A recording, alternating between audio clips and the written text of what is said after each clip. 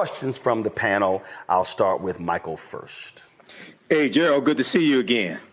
Right on. All right.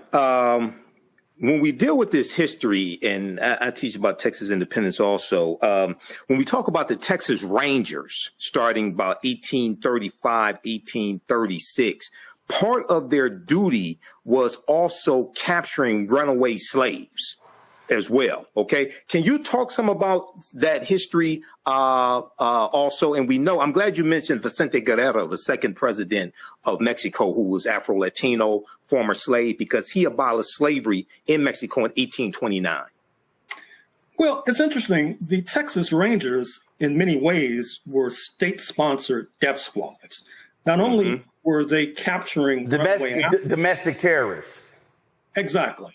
They were hell on the indigenous population. Yes. And keep in mind as well that one of the reasons that the United States itself waged war against Mexico a few years later in 1846, walking away with California, which now bills itself as the fourth largest economy on planet Earth, is because Mexico refused to return runaway Africans who had crossed the border into Mexico, leading to major capital loss on the part of Texas enslavers.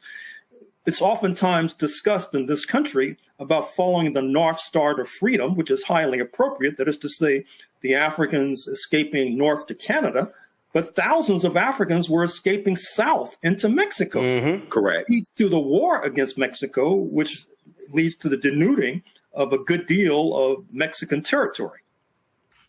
This is a post that I did a few years ago dealing with Juneteenth, because after the death, after George Floyd was murdered, May 25th, 2020, that next month, Juneteenth was celebrated. And a lot of people learned about Juneteenth. A lot of African Americans learned about it who really didn't know about it, especially up north, because we were dealing with COVID. A lot of people were home, and Juneteenth took on a new meaning.